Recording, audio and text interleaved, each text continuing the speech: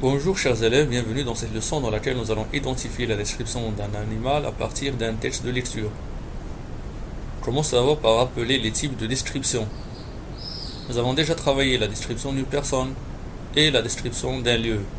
Nous verrons aujourd'hui la description d'un animal et après nous allons voir la description d'un objet. Maintenant nous allons rappeler les moyens employés pour caractériser, c'est-à-dire les moyens pour décrire. Il y a tout d'abord, rappelez-vous un petit peu, les moyens pour faire la description. Les adjectifs qualificatifs, c'est bien. Épithètes, attributs et apposés. Voilà les exemples, petit, grand, noir, etc. Également, le complément de nom, qui est introduit par une préposition. Exemple, en velours, à carreaux, etc. Et aussi les comparaisons au moyen de comme. Exemple, mon frère est fort comme un lion. Ici, il y a une comparaison au moyen de la conjonction comme.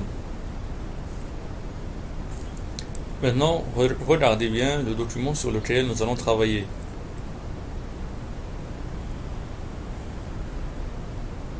Observez bien ce document et dites-moi qu'est-ce que vous voyez sur l'illustration. Oui, il s'agit d'un animal, c'est l'éléphant. Maintenant, relevez le titre du texte. Et il est en haut, c'est des éléphants. Le titre du texte, des éléphants. Maintenant, relevez l'écrivain et la source du texte. La personne qui a écrit le texte et la source. Oui, alors l'écrivain s'appelle Rosé Aîné et la source du texte, la guerre du feu. À partir des éléments que nous venons de relever, c'est-à-dire le titre, ce qui est sur l'illustration, la source, dites-moi à votre avis, quel est le type du texte que nous allons lire aujourd'hui? Oui, je pense que c'est clair. Il s'agit d'un texte narratif. Non, il est descriptif. C'est bien. La description d'un animal. Il s'agit ici de la description de... Nous allons commencer par expliquer quelques mots difficiles. On commence par le mot subtilité. Quelque chose qui est subtil, ça veut dire qui a de la finesse, qui est habile à percevoir des nuances ou à trouver des moyens ingénieux. Le deuxième mot, c'est l'odorat. L'odorat, le tact, l'ouïe. Alors, tous ces mots-là, ils font partie des 5 sens. Alors, un petit rappel des 5 sens. Nous avons l'odorat, par lequel on perçoit les odeurs, le toucher, l'ouïe, la vue et le goût. Alors, ça l'odorat. L'odorat, c'est le sens qui permet de percevoir les odeurs. Le tact. Qu'est-ce que le tact? On vient de le voir. Le tact, c'est le sens du toucher.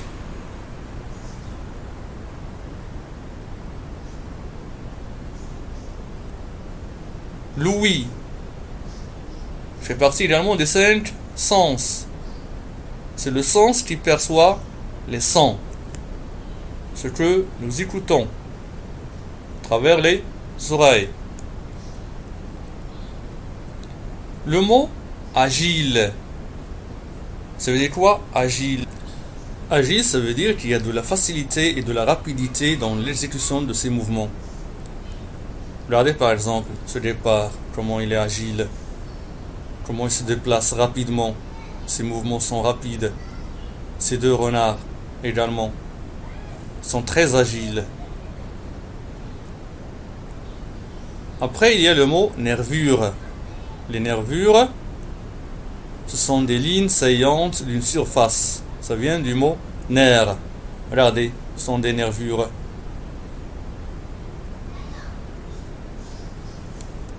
Ça, c'est une plante, des nervures d'une plante. Étreigner comme un ours. Étreigner, c'est le verbe étreindre. Ça veut dire serrer dans ses bras. Regardez, ici un ours qui est en train de serrer un autre ours. Il est en train de l'étreindre.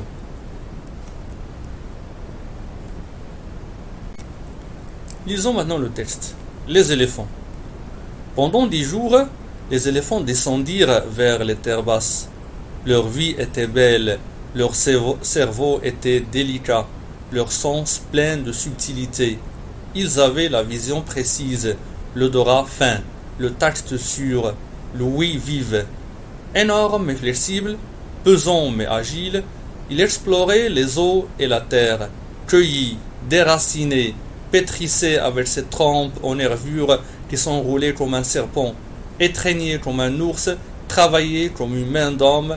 Leur défense en ivoire fouissait le sol. D'un coup de leurs pieds circulaires, ils écrasaient leur ennemi. Maintenant, nous allons démontrer les mots soulignés sur l'image. Ce sont des parties du corps. Que représente la trompe? Qu'est-ce que la trompe? C'est quoi une trompe d'éléphant? Alors, la trompe, c'est ça. Car, voilà, la trompe d'un éléphant. Deuxième mot, les défenses. Qu'est-ce qu'on veut dire par les défenses? Alors, trouver défense dans l'éléphant. Où sont les défenses de l'éléphant? Et voilà, les défenses de l'éléphant. Ils sont très précieux, ces défenses-là. Ils sont en ivoire. L'ivoire, c'est une matière très convoitée par les riches, par les gens. Très, très cher. Après, les pieds. Je pense que c'est très facile. Les pieds d'un éléphant. Voilà, les pieds de l'éléphant. Nous allons remplir ce tableau à partir du texte. Les parties décrites et les caractérisants utilisés. Allure, l'allure générale, c'est-à-dire la forme générale. Alors, quels sont relevés les éléments de l'allure générale qui sont dans le texte? Qu'est-ce que nous avons dit à propos de l'éléphant? Oui, ils sont énormes. Énorme, ça veut dire très grand. Les éléphants sont très grands. Mais flexibles, pesants. Pesant, ça veut dire ils pèsent beaucoup de kilogrammes. Ils peuvent atteindre jusqu'à 1000 kilogrammes. Pesant, mais agile. Agile, ça veut dire leurs mouvements sont rapides et faciles. La trompe. Comment est la trompe de l'éléphant? Qu'est-ce que nous avons dit à propos de la trompe? Aux nervures qui sont roulées comme un serpent, étreigné comme un ours, travaillé comme une main d'homme. Passons maintenant aux défenses. Les défenses de l'éléphant. Oui, ce que nous avons dit, ils sont en ivoire. Nous avons dit que l'ivoire, c'est une matière. Et finalement, les pieds sont comment? Ils sont la forme circulaire. Voilà, c'est bien.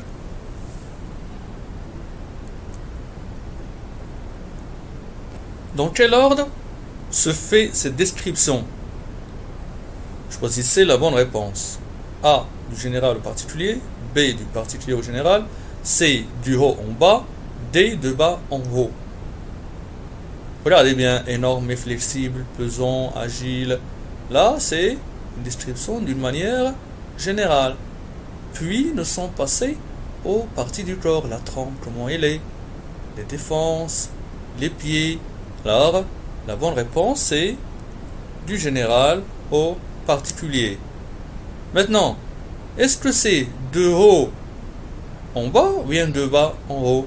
Par quoi nous avons commencé? Par le haut ou bien le bas? La trompe se trouve où? Oui, en haut, c'est bien. Il est dans la tête. Et également, les défenses en haut. Finalement, on passe aux pieds sont en bas. Alors la bonne réponse est du haut en bas. Indiquez maintenant les parties du corps qui correspondent à la vision.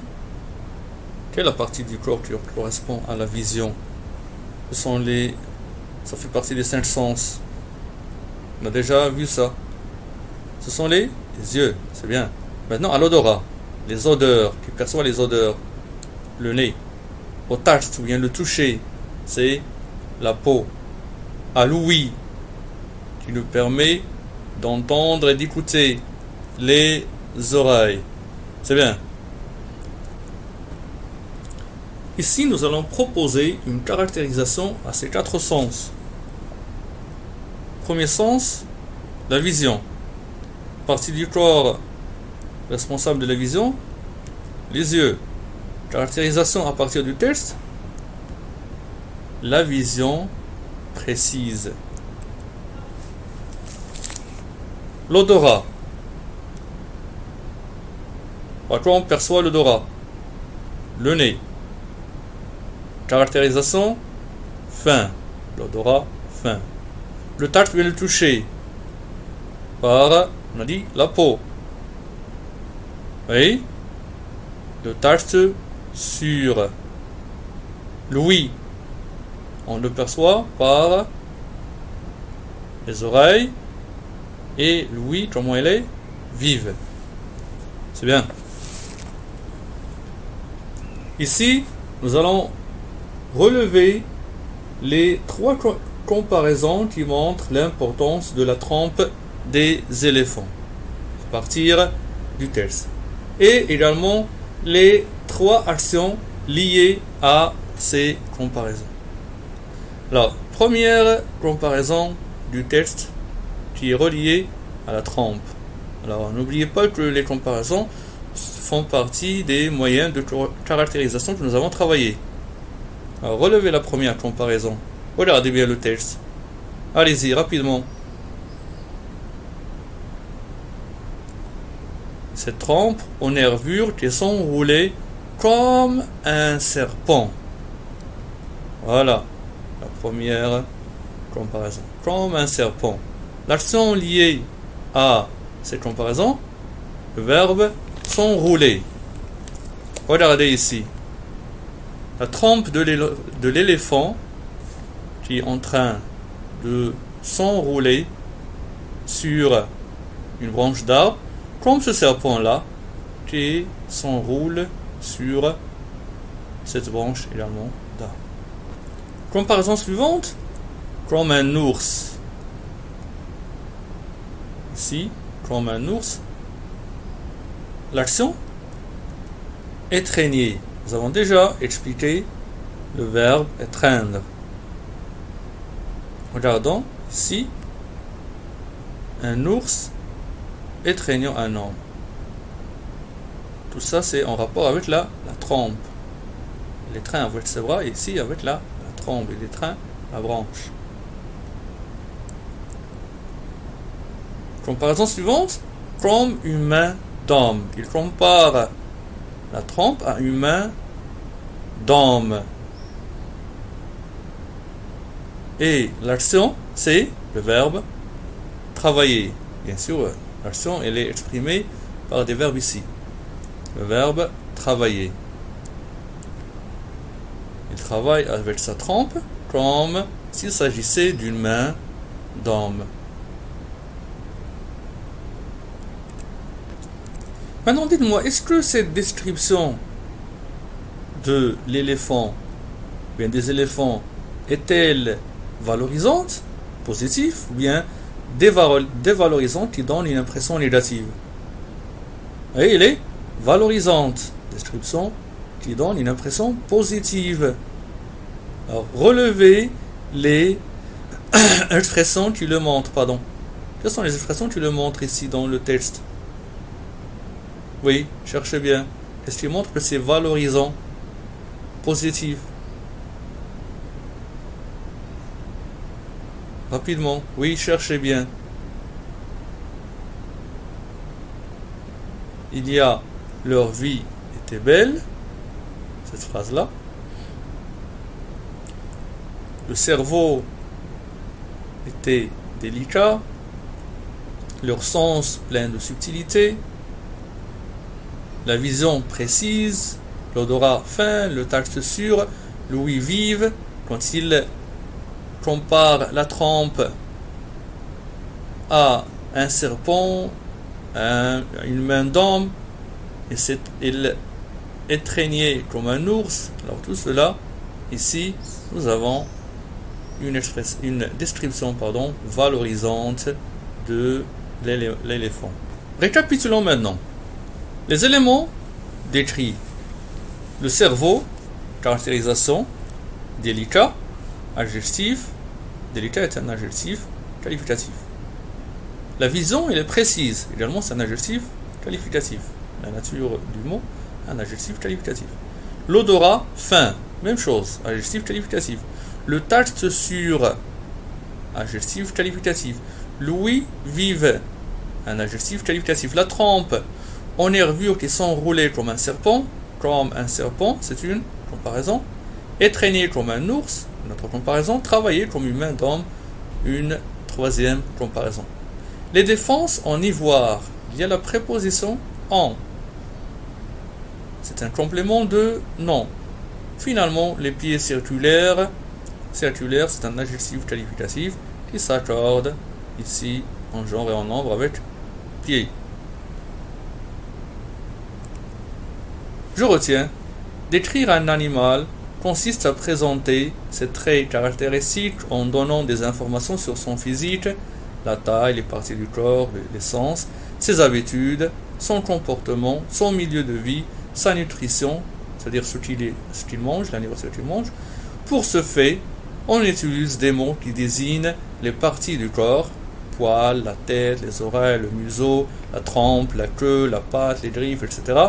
Et les moyens de caractérisation qui sont, comme on vient de voir, des adjectifs qualificatifs, des compléments de nom ou des comparaisons.